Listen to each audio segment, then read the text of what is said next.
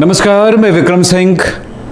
Electrochemistry में अगला lecture हमारा ये है और इसमें हम पढ़ेंगे आज बैटरियां। अगर आप एनसीईआरटी की बुक निकालते हैं तो 2.6 में ये मिलेगा। तो देखें बैटरीज क्या होते हैं, सेल क्या होते हैं। हम कमर्शियल सेल्स पढ़ रहे हैं, यानी व्यापारिक सेल के बारे में बात करते हैं जो मार्केट में मिलता है, जिनको हम खरीदते हैं और जिनका हम उपयोग करते हैं। तो चलिए स्टार्ट करते हैं आज की क्लास। और आज की क्लास में हम देखें बैटरियां। ये देखिए, आपने इस तरह का बैटरीज देखे होंगे, इस तरह का सेल देखे होंगे। यस, इस तरह के सेल देखे होंगे। ये बैटरी है, एक्चुअली सेल नहीं है। और सेल और बैटरी में क्या डिफरेंस है वो देखेंगे तो समझ में आ जाएगा। तो ये सब इस टाइप के आपने सेल्स देखे हैं। इनसे आप एनर्जी प्राप्त करते हो, इलेक्ट्रिक एनर्जी प्राप्त करते हो, विद्युत ऊर्जा प्राप्त करते हो। तो ये चीज़ें हमारी घड़ियाँ चलाती हैं, टॉर्च चलाता है, कुछ वॉकमैन्स या रेडियो, बहुत सारी चीज़ें चलाता है। और आप जानते हैं आज के डेट में खिलौने चलाने के भी बहुत अच्छे काम आते हैं ये। और ये कारों में लगा होता है, आपको पता होगा, इन्वर्टर्स में लगा होता है इस तरह की बैटरी। तो चलिए हम देखते हैं इनको हम कैसे पढ़ें, कैसे समझें। सबसे पहला शब्द हमारे पास है व्यापारिक सेल। व्यापारिक सेल किसे कहेंगे? विद्युत रासायनिक सेल को, जिनको हम अधिक से अधिक उत्पादन करा सकते हैं और जिनको हम मार्केट में सेल कर सकते हैं, जिनको हम सुविधाजनक तरीकों से उपयोग कर सकते हैं, हम इनको व्यापारिक सेल कहेंगे। सेल क्या है? Electrochemical cell. Electrochemical cell, electrochemical cell यानी कि विद्युत रासायनिक सेल। विद्युत रासायनिक सेल यानी ऐसा सेल जिस पर रासायनिक क्रिया होती जाती है और ऊर्जा का निर्माण होता है, इनको कहते हैं विद्युत रासायनिक सेल। और विद्युत रासायनिक सेल ही एक प्रकार का एक सेल है जिसका ही एक बहुत ही मॉडिफाइड रूप में आता है, बहुत व्यवस्थित रूप में आता है, बहुत विकसित रूप में आता है, जिनको व्यापारिक रूप से बनाया जाता है, यानी लार्ज स्केल में बनाया जाता है, उनको कहेंगे व्यापारिक सेल। तो यहां पर हमने वही बात लिखा है, विद्युत रासायनिक सेल ऊर्जा के स्रोत होते हैं, अतः इन्हें व्यापारिक सेलों के रूप में उपयोग किया जाता है। और ये सेल्स, इस तरह का सेल आपके मार्केट में मिलते हैं, आपने देखा होगा। कुछ बटन सेल भी मिलते हैं, छोटी छोटी घड़ियों में लगे होते हैं, आपने उन्हें भी देखा है। तो अब बात होता है कि हम सेल इसको कह रहे हैं, अब बैटरी किसको कहेंगे? वो एक एक पार्ट होता है इसमें। जैसे इस तरह का सेल आता है, उसमें देखे होंगे आपको 1.5 वोल्ट इलेक्ट्रिसिटी आपको प्राप्त होती है। सेल को अगर आप देखें तो कुछ ऐसा दिखता है, इस तरफ प्लस, इस तरफ माइनस लगा होता है। ये प्लस टर्मिनल है, ये माइनस टर्मिनल है। तो आप समझें, एक सेल को दिखाने के लिए हमारा संकेत क्या होता है? ऐसा नेगेटिव वाले पार्ट को छोटा बनाते हैं और पॉजिटिव वाले पार्ट को बड़ा लाइन बना के दिखाते हैं। अब ऐसे ही कई सेलों को जोड़ दिया जाए, जैसे हम देखते हैं, एक सेल ये हो गया, दूसरा सेल और एक बना देते हैं। चलिए ये लीजिए, तीसरा सेल और लगा देते हैं। ऐसे ही कई सेलों को आपस में अगर हम इस तरह जोड़ दें तो एक पार्ट मिलेगा नेगेटिव और एक पार्ट मिलेगा पॉजिटिव। अब देखिए, आप जानते हो कि ये 1.5 वोल्ट का है, 1.5 वोल्ट का है, 1.5 वोल्ट का है। तो यहाँ से यहाँ तक अगर हमको टर्मिनल मिल रहा है तो इस जगह पर वोल्टेज वैल्यू हमको मिलने वाली है कितना? ये नेगेटिव पॉइंट मिलेगा, ये पॉजिटिव टर्मिनल मिलेगा, और इस जगह पर होगा 4.5 वोल्ट की मिल जाता है। तो हम ये कह रहे हैं कि दो या दो से अधिक सेलों को यदि इसी तरह से श्रेणी क्रम में जोड़ दें तो जो सिस्टम मिलता है, जिस तरह की ये पैकेज मिलती है, पैकेट मिलता है, इसको हम कहेंगे बैटरी। ये भी तो हमें जब बहुत अधिक वोल्टेज की ज़रूरत पड़ती है तो हम इस तरह से कई सेलों को हम लाइन से जोड़ देते हैं। एक का नेगेटिव, दूसरे का पॉजिटिव, यानी इसका पॉजिटिव दूसरे के नेगेटिव से, इसका पॉजिटिव दूसरे के नेगेटिव से, इस तरह जुड़ा होता है। और इस तरह से हम उसकी वोल्टेज वैल्यू को बढ़ा सकते हैं। हमको 6 वोल्ट चाहिए तो 4 बैटरियां जोड़ देंगे। हाँ, इसको दिखाने का तरीका क्या होगा बेटा? Plus minus. तो देखिए, प्लस माइनस, फिर प्लस माइनस, फिर प्लस माइनस, 1 2 3, इस तरह से। यहाँ पर कितने बैटरियां हो गई? देखिए, आपको ध्यान से दिखाऊं, ये एक बैटरी को दिखा रहा है, ये दूसरी बैटरी को दिखा रहा है, ये तीसरी बैटरी को दिखा रहा है। यस, हम इस तरह से दिखा देते हैं। चलिए, तो ये माइनस और ये प्लस, अगर इसको मैं दिखाऊं तो ठीक। तो वैसे ही यहाँ पर 3 सेल लगा होता है, एक के बाद एक के बाद एक, तो उसे कहेंगे वो 6 वोल्ट का होगा, क्योंकि इसका एक सेल जो होता है 2 वोल्ट का होता है। यहाँ पे 3 लगा हो तो 6 वोल्ट का हो जाएगा। आपने देखा होगा कुछ बैटरीज को इस तरह बना होता है जिसमें यहाँ पर कुछ ढक्कन लगे होते हैं जिसके थ्रू हम एसिड या पानी हम डालते हैं, क्योंकि अगर वो पानी कम हो गया या एसिड कम हो गया, पानी कम हो गया तो उसमें थोड़ा सा पानी डाल करके हम उस पर फिर से बराबर बैलेंस में ले आते हैं। तो इस तरह की बैटरी कहलाती है, आप जानते हो। तो बैटरी क्या होगा, 2 या 2 से अधिक सेलों से मिलकर बना होता है। यहाँ पर उस चीज़ को छुपा दिया गया है, जो ढक्कन है वो छुपा दिया गया है, पैक कर दिया गया है। चलिए साहब आगे बात करते हैं व्यापारिक सेलों के प्रकार। जो कमर्शियल सेल्स होते हैं वो कितने प्रकार के होते हैं? कमर्शियल सेल्स मूल रूप से 3 प्रकार के होते हैं। एक होता है प्राथमिक सेल जिसको प्राइमरी सेल कहते हैं, दूसरा द्वितीयक सेल और तीसरा होता है ईंधन सेल। याद रखेंगे 3 प्रकार का व्यापारिक सेल होते हैं, जिसमें से ये दोनों ही प्रकार हम यूज करते हैं, अक्सर हमारे मार्केट में मिल जाता है। लेकिन ये तीसरा सेल है ना, अभी तक ये यूज नहीं हो पा रहा है, ये हमारे मार्केट में नहीं मिलते हैं, हम लोग नहीं खरीद सकते हैं, क्योंकि मिलता ही नहीं तो नहीं खरीद सकते। हाँ, ये अभी तक लैब में है और कुछ खास जगहों पर इसका उपयोग किया जाता है, जैसे सैटेलाइट अगर हम जाते हैं या उस टाइप पे जो स्पेसशिप वगैरह होता है जब जाते हैं तो इस सेल का उपयोग किया जाता है, पर हम लोगों के उपयोग में नहीं आते हैं ये। अब बात करेंगे कि प्राथमिक सेल क्या होते हैं। हम एक एक सेलों को एक एक करके हम समझना शुरू करते हैं। तो पहला जवाब होगा, प्रश्न होगा, टॉपिक होगा, वो होगा प्राथमिक सेल। प्राथमिक सेल किसको कहेंगे? ऐसा सेल जिनको पुनः चार्ज नहीं किया जा सकता, वापस चार्ज नहीं कर सकते हैं, एक बार उपयोग करने के बाद चार्ज नहीं कर सकते हैं। मैं आपको यही सेल के बारे में बता रहा था। ये देखिए, ये सेल है, बैटरी है, ये कैसा एक प्राथमिक सेल है। इस सेल के बारे में आपको क्या पता है? ये क्या है? निप्पो, नोविनो इस टाइप के नाम से आता है, एवरेडी के नाम से आता है। तो ये सेल या ड्यूरा सेल के नाम से आता है। तो 2 प्रकार के सेल आते हैं हर जगह पे। एक सेल ऐसा जिनको आप चार्ज नहीं करते हो, घड़ियों में लगा देते हो, घड़ी काम करना बंद कर देता है, सेल खत्म हो गया समझ लेते हो और इसको उठाकर फेंक देते हो, यूज एंड थ्रो।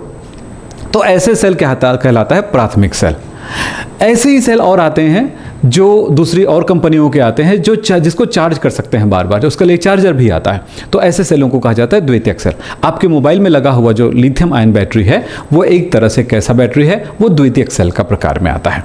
तो हम पहले पढ़ रहे हैं आज प्राथमिक सेल के बारे में बात करते हैं। तो प्राथमिक सेल क्या है? प्राथमिक सेल जो है वो जिन्हें पुनः आवेशित नहीं किया जा सकता, जिनको रिचार्ज नहीं किया जा सकता है, ऐसे सेल को हम, या इसको बार बार उपयोग नहीं कर सकते, ऐसे सेल को हम कहते हैं क्या? प्राथमिक सेल कहते हैं। प्राथमिक सेल के एग्जाम्पल्स की तरफ जाएंगे। हाँ, याद रखना, किसी भी सेल में, चाहे वो प्राथमिक सेल हो, चाहे द्वितीयक सेल हो, चाहे कोई भी सेल हो, यानी हमने 3 प्रकार का सेल कहा था, सभी सेलों में रेडॉक्स अभिक्रिया होती है। आप याद रखिएगा, रेडॉक्स अभिक्रिया के द्वारा ऊर्जा का निर्माण होता है। अब बात करते हैं कि भाई इसके कुछ उदाहरण हैं। ड्राई सेल जो मैं अभी दिखा रहा था वो ड्राई सेल है। इसी तरह से मरकरी सेल। मरकरी सेल कौन सा होता है बेटा? जो आपने छोटे छोटे बटन सेल देखे हैं ना, वो मरकरी सेल है।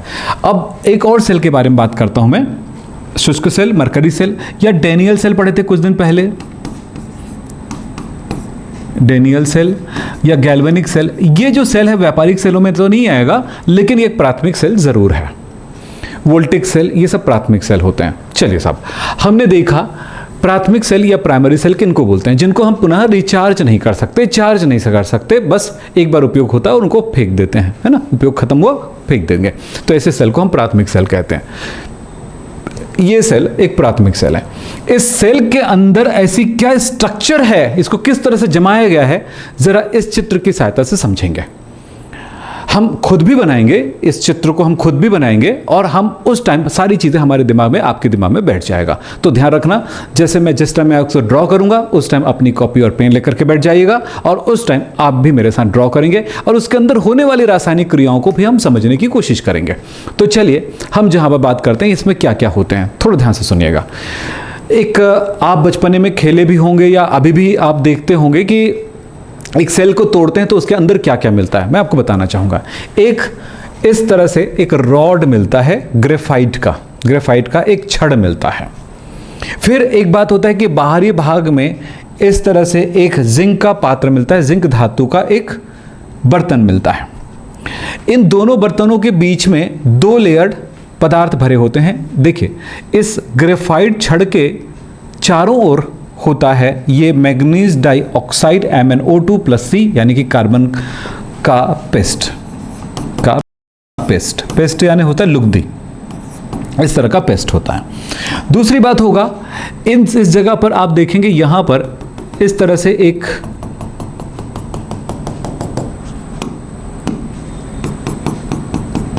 एक पेपर का जाली होता है, इसमें ध्यान रखेंगे पेपर होता है और उसकी जाली लगी होती है, तो उस जाली से सेपरेट रहेगा, अलग रहेगा। तो अंदर तो भरा हुआ MnO2 प्लस कार्बन का पेस्ट, और ये बाहर वाला भाग में भरा रहता है ये NH4Cl प्लस ZnCl, यानी कि अमोनियम क्लोराइड और जिंक क्लोराइड का पेस्ट भरा रहता है। तो ये दो भाग हो गया, और उससे ये उसके बाद जो एक पात्र होगा जिंक का पात्र होगा, जिंक का पात्र,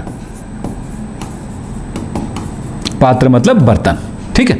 तो आपको समझ में आ गया ये होता क्या। फिर ऊपर से इसको एक प्लास्टिक से पैक कर दिया जाता है और यहां पर एक धातु की टोपी चढ़ा दी जाती है। हमने देखा कि इस तरह से बना हुआ है। अगर हम इस बात को लेकर के अगर हम इसका चित्र बनाएं तो हम किस तरह से बनाएंगे जरा देखिएगा। हम आपके सामने बना के भी दिखा देते हैं और इसकी क्रियाविधि बताएंगे थोड़ी देर में। जस्ट इतना याद रखिएगा, इसमें क्या क्या चीज़ है। धातु की टोपी है, ग्रेफाइट की छड़ के ऊपर धातु की टोपी लगी हुई है। इसी तरह से पिच का सिल, यानी कि प्लास्टिक का एक सिल होता है रबर जैसा पैकिंग के लिए अच्छे से, और एक पात्र होता है जिंक का। ग्रेफाइट और जिंक दो प्रकार का यहाँ पर क्या चीज़ है, दोनों इलेक्ट्रोड का काम करेगा। जिंक वाला एनोड का काम करेगा और ये ग्रेफाइट जो है वो काम करता है कैथोड का। और यहां पर ध्यान रखिएगा ये पॉजिटिव इलेक्ट्रोड का काम कर रहा है ग्रेफाइट, और ये वाला पात्र जो है नेगेटिव इलेक्ट्रोड की तरह काम कर रहा है। इस बात को ध्यान रखिएगा। अब बात करते हैं कि इसका स्ट्रक्चर कैसा होगा, उससे पहले हम कुछ बातों को करते हैं। इस सेल का वोल्टेज वैल्यू होता है 1.5 वोल्ट। अब मैं पूरा एक एक चीज़ समझाऊंगा बेटा, ध्यान रखना, बस लास्ट तक देखना है आपको। अब ये भाग गए ना डर के मारे, या यार छोड़ना यार क्या करना है अपने को, तो आप एग्जाम में लिखेंगे कैसे वो आप सोच लीजिएगा। चलिए साहब, टॉर्च, टेप रिकॉर्डर, रेडियो, खिलौने, कैलकुलेटर आदि में ये सब लगे रहते हैं, यूज होता है। चलिए साहब हम बात करते हैं आगे इसके बारे में। ये पूरी जानकारी को मैं लेकर चलूंगा। अब इस पे होने वाली क्रियाओं के बारे में आपको जानकारी दे रहा हूं, ध्यान से सुने कैसे रिएक्शंस होते हैं। तो सबसे पहले आपने क्या देखा, इसका फिगर मेरे साथ बनाएंगे ना तो याद ही हो जाएगा। तो चलो बनाओ।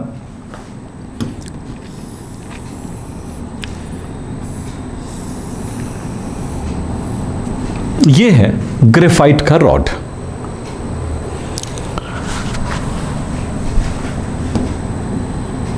क्या हो गया, ग्रेफाइट का रॉड। इस पर ऊपर के साइड प्लास्टिक की एक चक्का जैसा लगा होता है। कई जगह पे आप देखेंगे कि थोड़ा सा रबर जैसा लगा होता है, किसी में आप उस जगह पे देखेंगे पिच लगा होता है। पिच मतलब डामर जैसा कोई चीज़ लगा होता है, गाढ़ा हार्ड, तो उसको पिच कहा जाता है। फिर आप देखेंगे कि ये दो भागों में सेपरेटेड है, एक आंतरिक भाग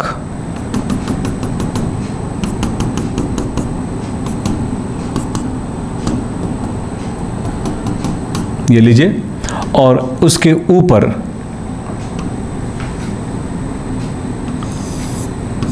ये एक पात्र है।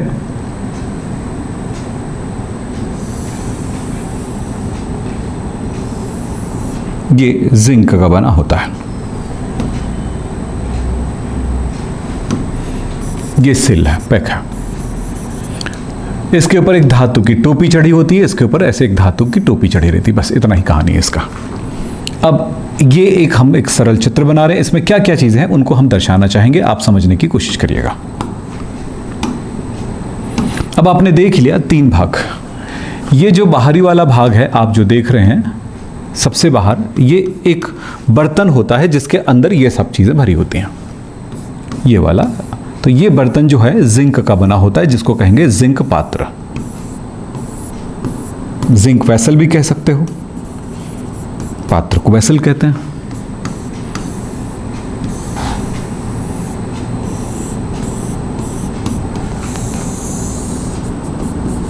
ये पूरा पात्र है, ये है जिंक पात्र जो कि एनोड का काम करता है, नेगेटिव प्लेट की तरह काम करता है।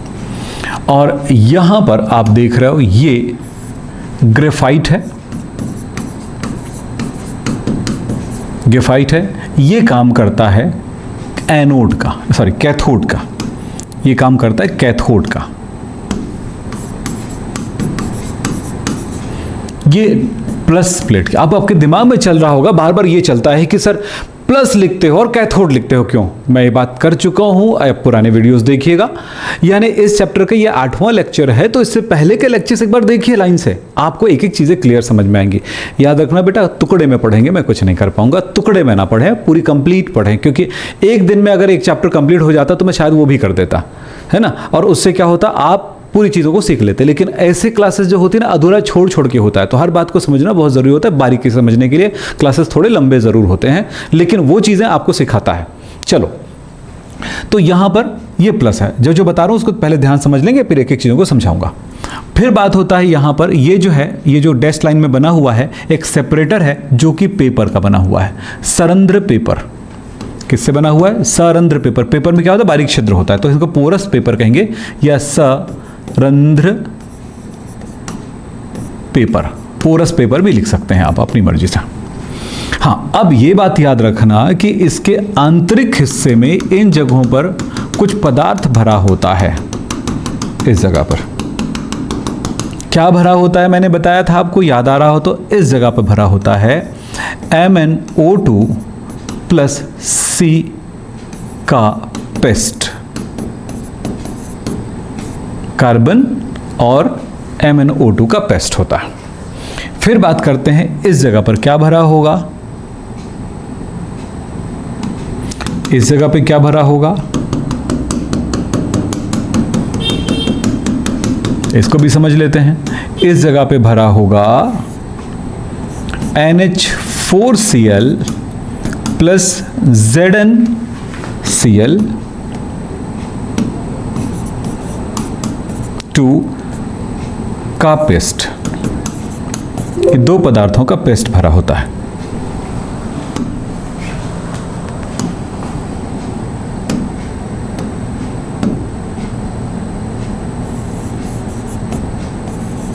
ये लीजिए, दो चीजों का पेस्ट भरा होता है। अब इसमें होने वाले रिएक्शंस के बारे में बात करते हैं कि इसके अंदर कौन कौन सी अभिक्रियाएं हो रही हैं। इस अभिक्रिया को समझना जरूरी है। अब मैं यहां पर लिखता हूं, एक एक चीजों को लिखना है बेटा रिएक्शन के थ्रू, तब समझ में आएगा, ज्यादा अच्छा रहेगा। तो देखिए, इसमें होने वाली रासायनिक क्रिया, तो मैं लिखूंगा शुष्क सेल में होने वाली क्रिया।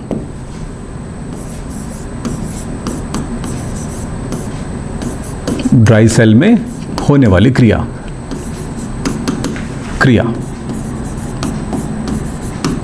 ड्राई सेल में क्या रिएक्शन हो रहा है उसको देखिएगा। सबसे पहली बात है, इसमें विद्युत अपघट्य क्या है, जरा देखें।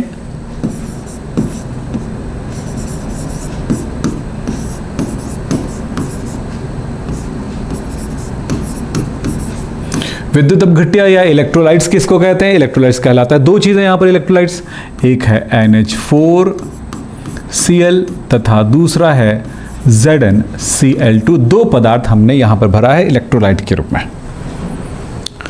दूसरी बात है, दोनों पर एक आयनन की क्रिया होगी। क्या होगा? यहां पर NH4Cl जो है टूट जाएगा, पानी में घुला हुआ है, पेस्ट है, तब इसमें क्या होगा, NH4 प्लस और Cl माइनस होगा। और दूसरा है जिंक क्लोराइड, क्या करेगा, ZnCl2 टूट जाएगा Zn2 प्लस और 2 टाइम्स Cl माइनस में टूट जाएगा। ये प्रक्रिया यहां पर होगी।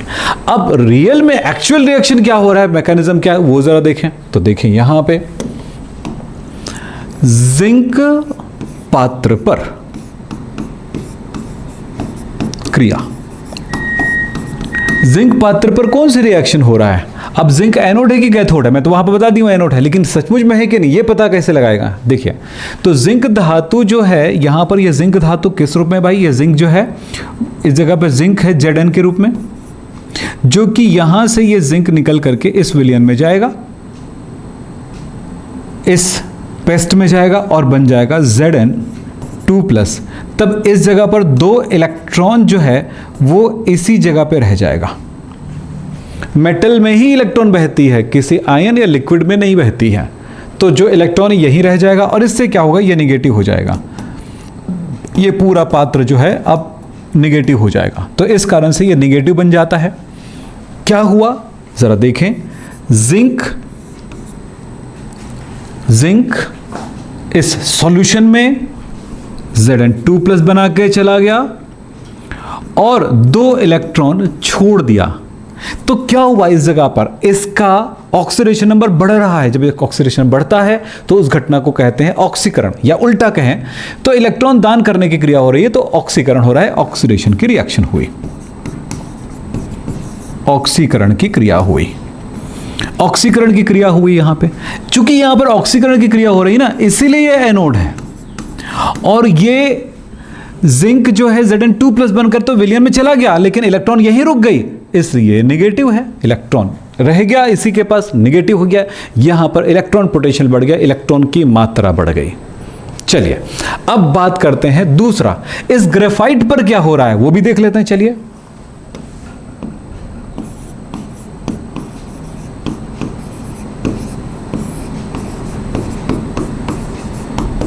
ग्रेफाइट पर क्रिया।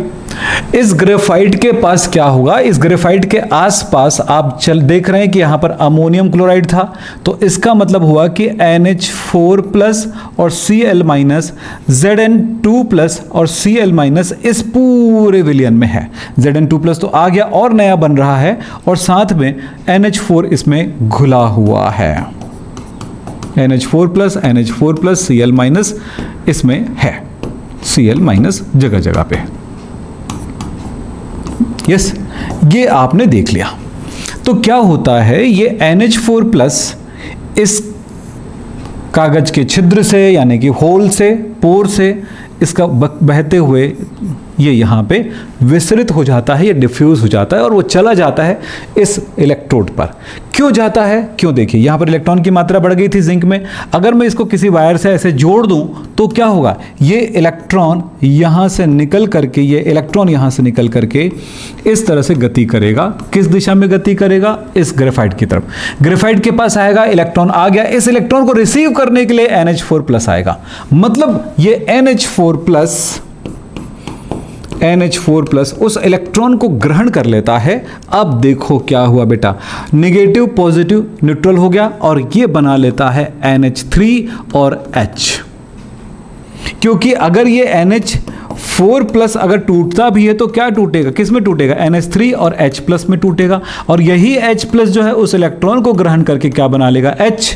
क्योंकि प्लस और माइनस मिलकर के क्या हुआ, उदासीन हो गया। तो ये हमने इस जगह पर ये दो लाइनों को एक साथ लिख दिया है। चलिए साहब, ये तो बात समझ में आ गई होगी आपको। तो यहां पर आपने देखा कि क्या बन गया, NH3 और प्लस हाइड्रोजन बन गया। हाइड्रोजन अकेला नहीं रहता, आपको पता है हाइड्रोजन परमाणु में आपस मिलकर के H2 बना लेता है, तो यहां पर ये H2 के रूप में बन गया, ये H2 के रूप में बन गया।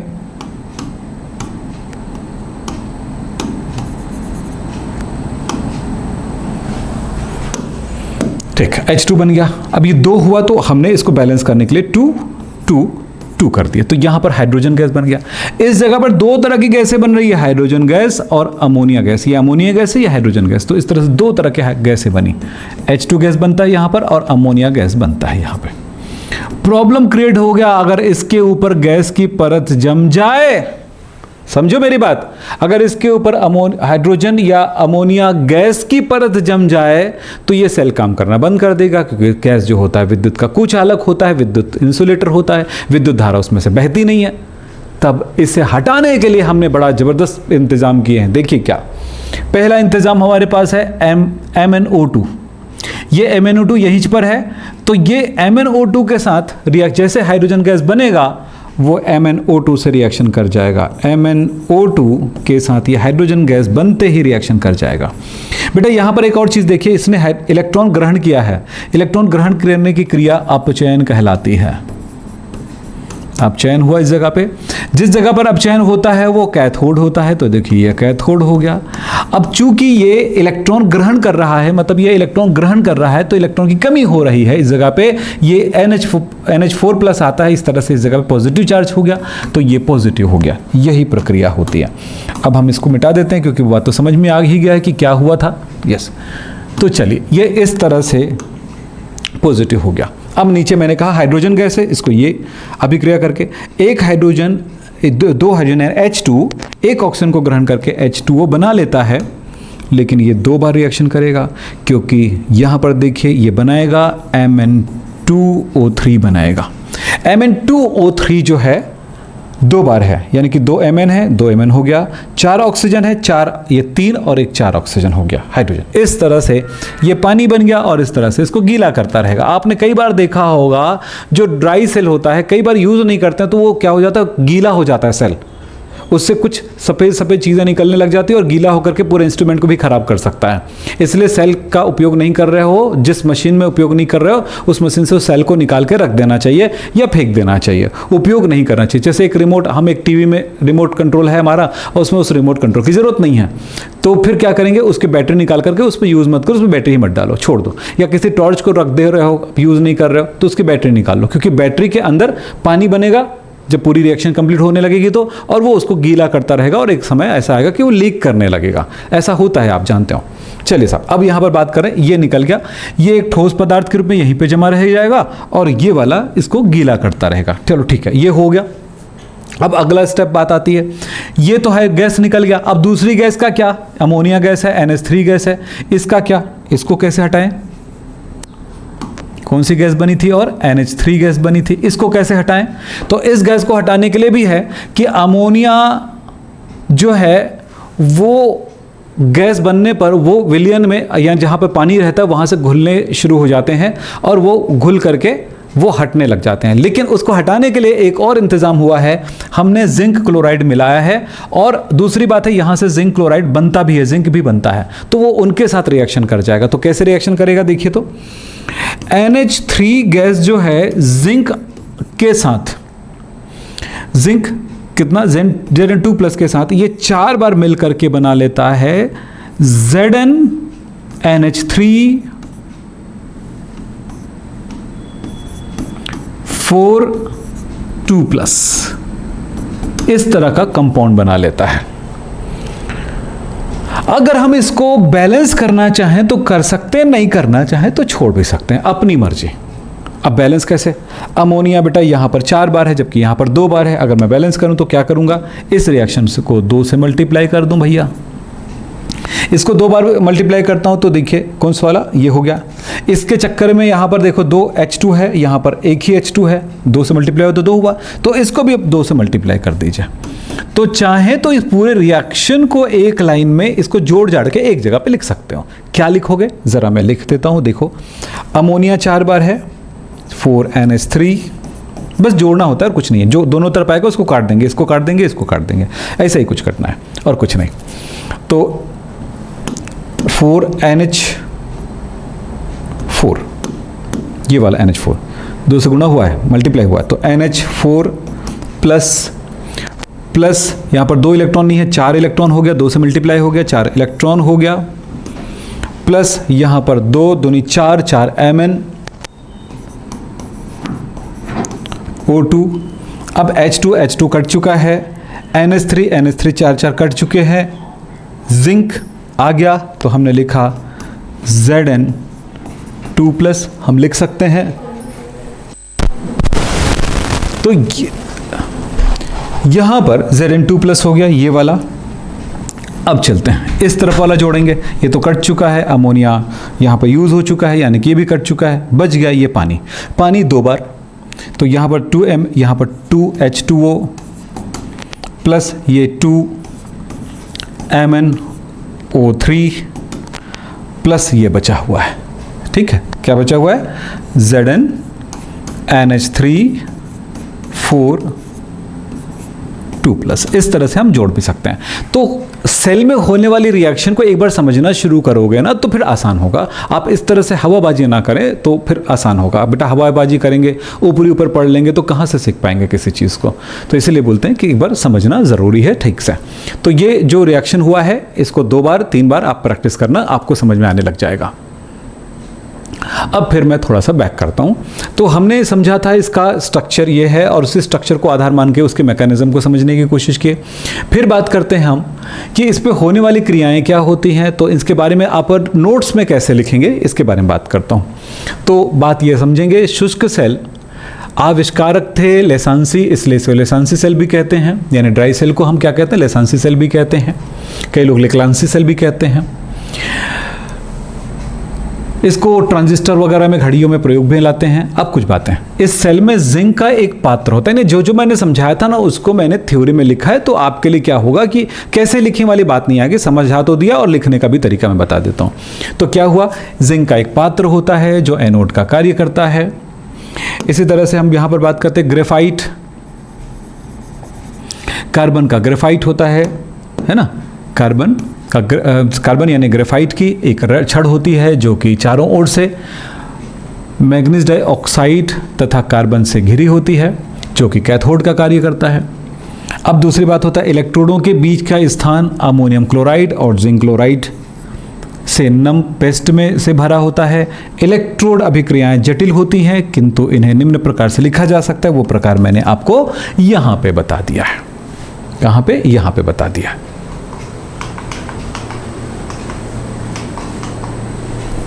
और फाइनली हमने यहां पर दिखा कि इसमें 1.5 वोल्ट की इलेक्ट्रिसिटी प्राप्त होती है।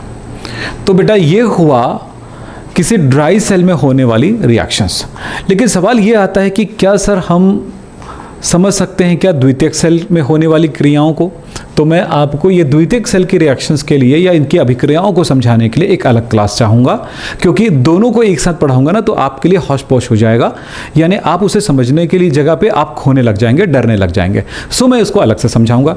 लेकिन हाँ, जो आपको मैंने बताया अभी उसको आप थोड़ी प्रैक्टिस करना। ये क्यों, कैसे करना ये भी बताता हूँ आपको। मैंने डेनियल सेल में होने वाली रिएक्शन समझाया था, उसको एक बार प्रैक्टिस कर लो। गैल्वेनिक सेल वाला प्रैक्टिस कर लो। फिर जब इसको प्रैक्टिस करोगे ना बहुत इजी लगेगा, बहुत आसान लगेगा।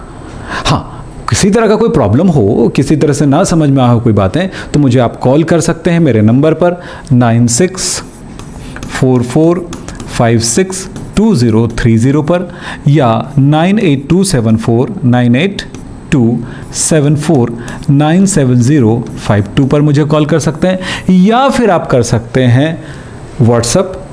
और मेरे क्लास के साथ जुड़ना हो यानी मेरे पेड कोर्स के साथ जुड़ना हो तो बहुत अच्छी बात होगी, क्योंकि वहाँ पर सिर्फ पढ़ाई होती है और पढ़ाई। और ये एक बात कहना चाहिए, वहाँ पर लोग सीख रहे हैं, बच्चे सीख रहे हैं, बहुत अच्छा परफॉर्मेंस कर रहे हैं। आप भी उसी तरह का परफॉर्मेंस कर सकते हैं यदि आप हमारे उन कोर्सेज के साथ जुड़ना चाहें जिससे आप बेहतर कर सकें, बेहतर रिजल्ट बना सकें। बेटा जब किसी चीज़ को सही तरीके से करा जाता है, सही गहराई से की जाती है तो बहुत अच्छा होता है। एक त्याग भावना तभी आएगा जब आप हमारे कोर्सेज के साथ जुड़ेंगे। हम तो यहाँ पर जो पढ़ाते हैं उसमें कोई कमी नहीं रखते हैं, लेकिन एक ऐसी पढ़ाई जिसके साथ आप एक तरह से एकेडमिक पढ़ाई कर सकते हो, यानी आप पूरी तरह से समर्पित होकर पढ़ाई कर सकते हो, वो क्लास अगर होती है तो वो होता है हमारे पेड कोर्स के साथ। इनके लिए हमें इस नंबर पर हमें संपर्क कर सकते हैं। क्रांति बैच चल रहा है, उस बैच में आपको बहुत कुछ सीखने को मिलेगा। तो आज की क्लास यहीं पे समाप्त करते हैं। नमस्कार, धन्यवाद, थैंक यू।